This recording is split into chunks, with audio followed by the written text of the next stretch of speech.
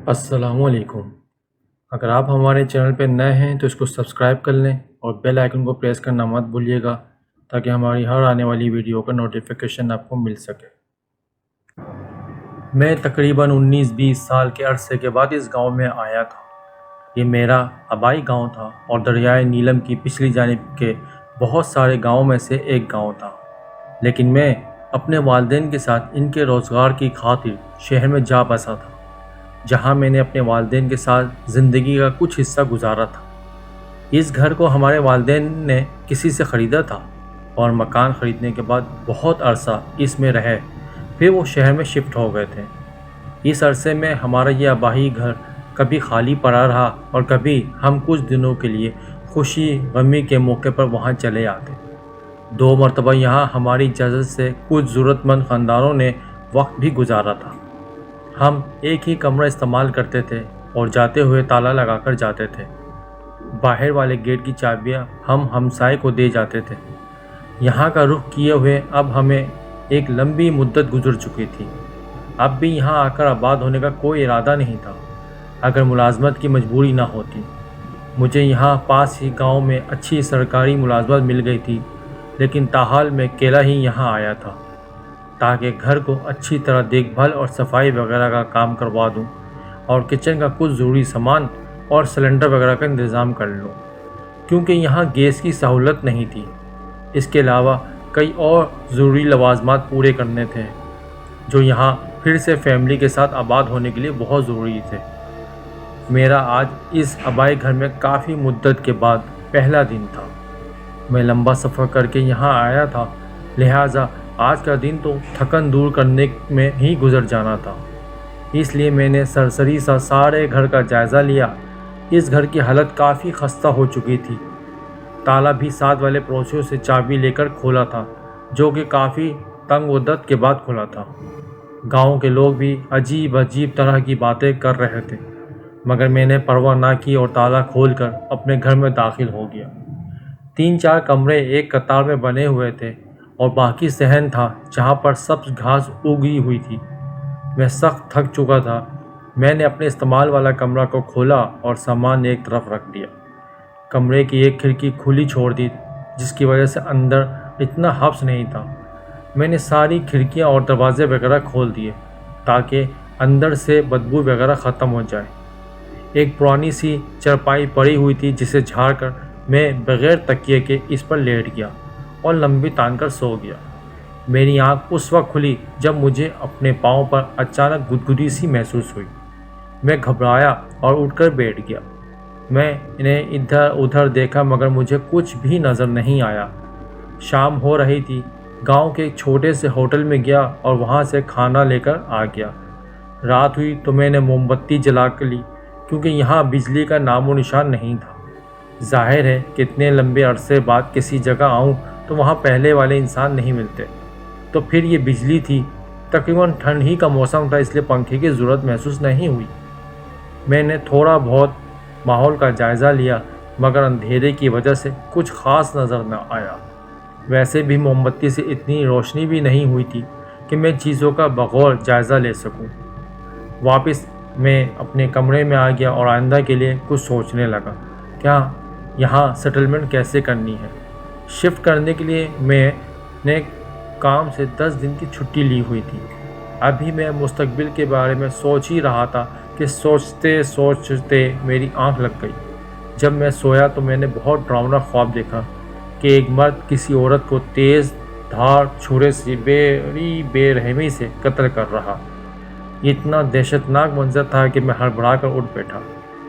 میں نے اپنے آپ کو سنبھالا اور ارد گرد کا جائزہ لیا۔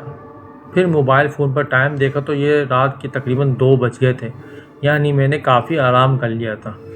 باہر صحن کی طرف عجیب سی سرسراہٹ محسوس ہوئی۔ مجھے لگا کہ یہ درختوں کے پتوں کی سرسراہٹ ہے، لیکن تھوڑی دیر بعد مجھے عجیب سی سسکیوں کی آوازیں محسوس ہوئیں۔ میں حیران ہو گیا کہ یہ سب کیا چکر ہے؟ آدھی رات کے وقت صحن میں کون رو رہا ہے؟ میں تھوڑا گھبرا گیا مگر پھر ہمت کر کے صحن میں آ گیا۔ صحن کی بائیں طرف کونے میں اوپر چھت پر جانے کے لیے سیڑھیاں بنی ہوئی تھیں۔ اس جگہ مجھے ہلکی روشنی اور دھواں دھواں سا محسوس ہوا۔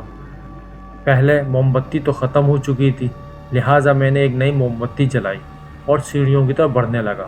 جب سیڑھیوں کے قریب پہنچا تو میں حیران ہی رہ گیا کہ لمبے سیاہ بال سفید ساڑی میں ملبوس ایک عورت گھٹنوں پر سر رکھے یہاں رو رہی ہے۔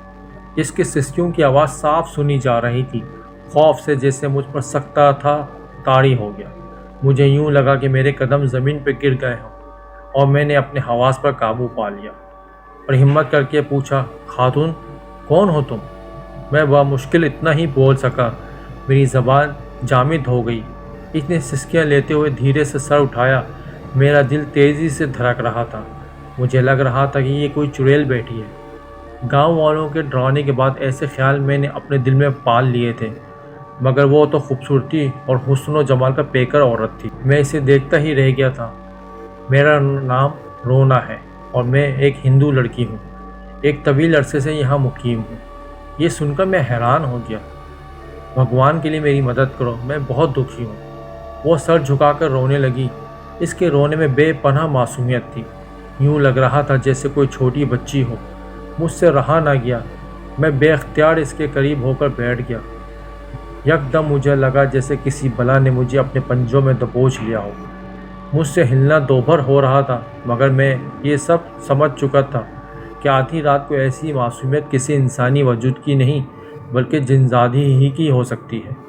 میں نے اس کی گرفت سے خود کو آزاد کروانے کی بہت کوشش کی، مگر اتنی مضبوط اور بھاری گرفت تھی کہ چھڑانا تو الگ بات، میں تو ہل بھی نہیں سکتا تھا۔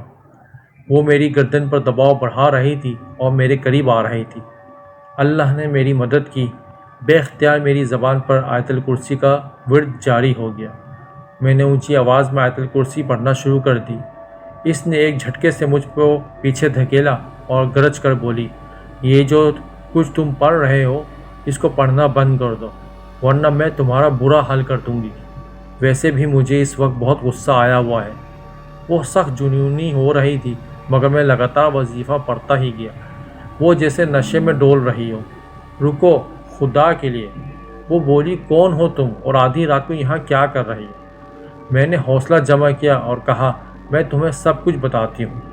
میں خاموشی رہا مگر دل ہی دل میں ورد جاری رکھا۔ وہ اس بات سے بخوبی واقف تھی۔ اب دل میں پڑھائی کے ساتھ ساتھ میں نے ٹھیک ٹھاک اس کا جائزہ لیا۔ اس کا چہرہ دیکھا، وہ سر سے پاؤں تک بہت خوبصورت تھی۔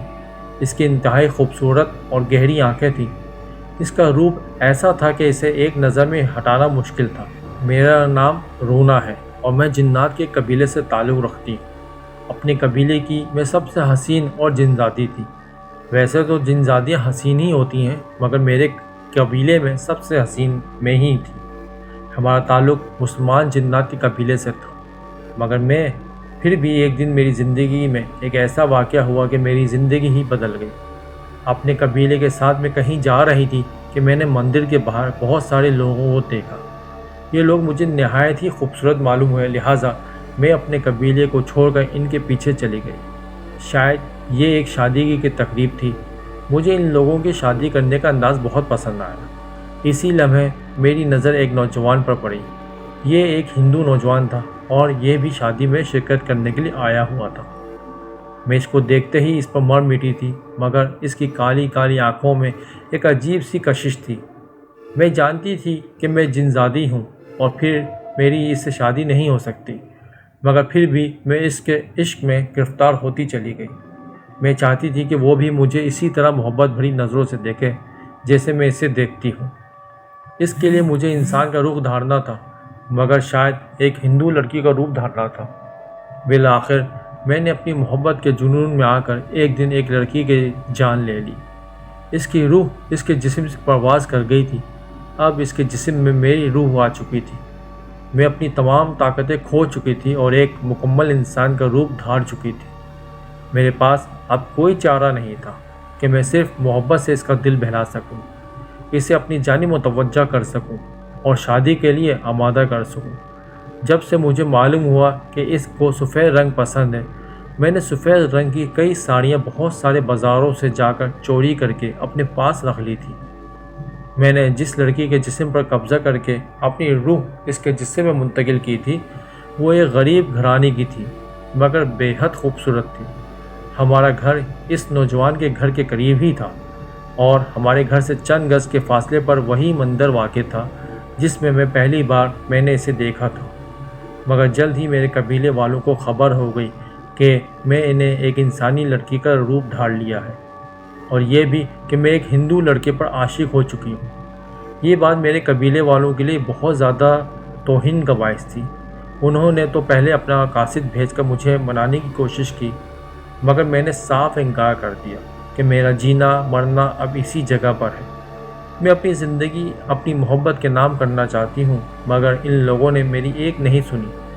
میری شادی زبردستی میرے ہی قبیلے کے ایک جنزادے سے کر دی مگر میں انسان بن چکی تھی۔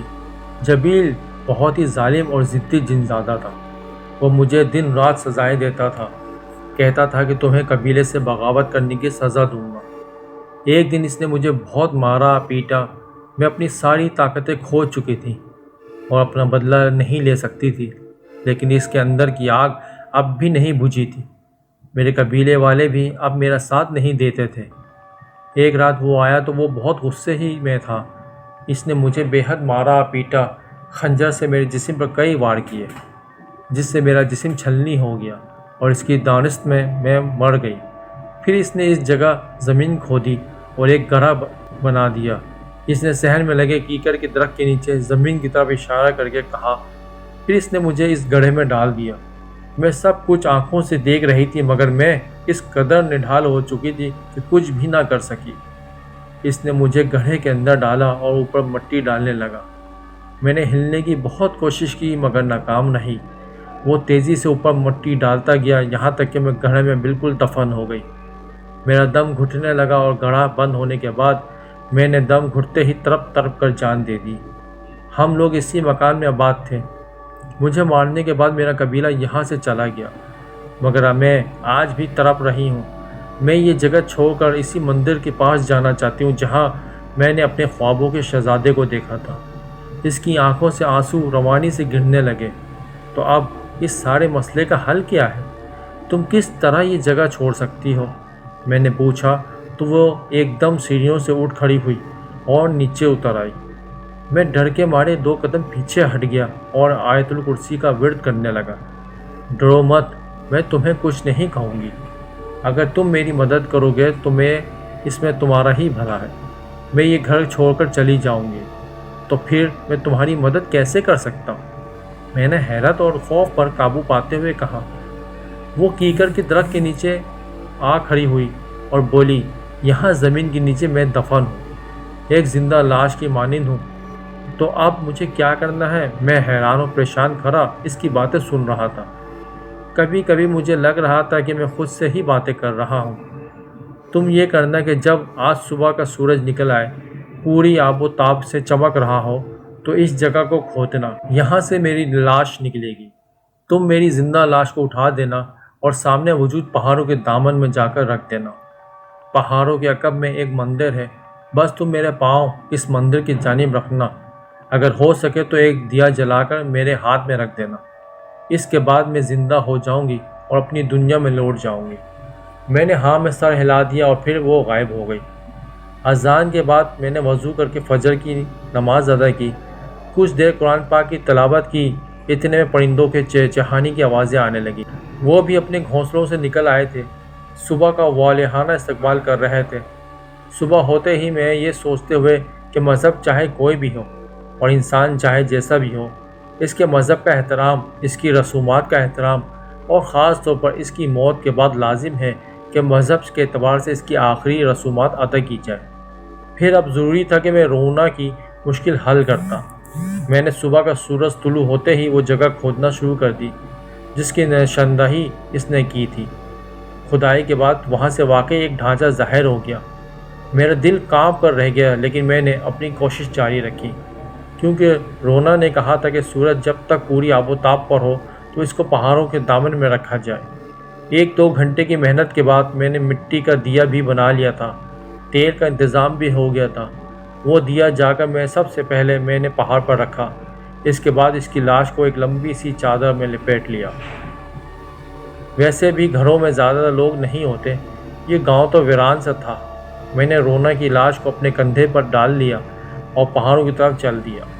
یہاں پہنچ کر میں نے اسے ترتیب سے رکھا، اس کے ہاتھوں کو کھولا اور ایک ہاتھ میں وہیں دیا رکھ دیا۔ میں نے جو ہی دیا رکھا، اس کے جسم میں حرکت پیدا ہو گئی اور آسمان پر ایک ہولہ اٹھتا ہوا دور فضا میں جاتا دکھائی دیا، پھر آسمان کی وسطوں میں کھو گیا۔ میں نے نہا دھو کر تھوڑا آرام کیا، یوں ہی شام ہو گئی۔ میں نے ہوٹل جا کر کھانا کھایا اور گھر آ کر سو گیا، لیکن رونا کا خوف اب بھی میرے دل پہ سوار تھا۔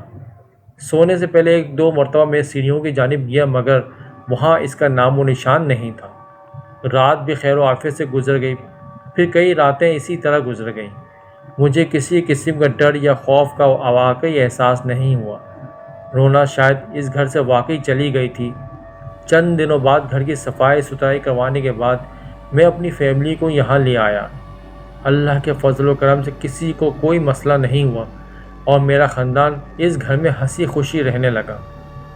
سچ تو یہ ہے کہ جنات سے الجھنے کی بجائے ان کو سمجھنا چاہیے، دیکھنا چاہیے کہ وہ کیا بات کر رہے ہیں۔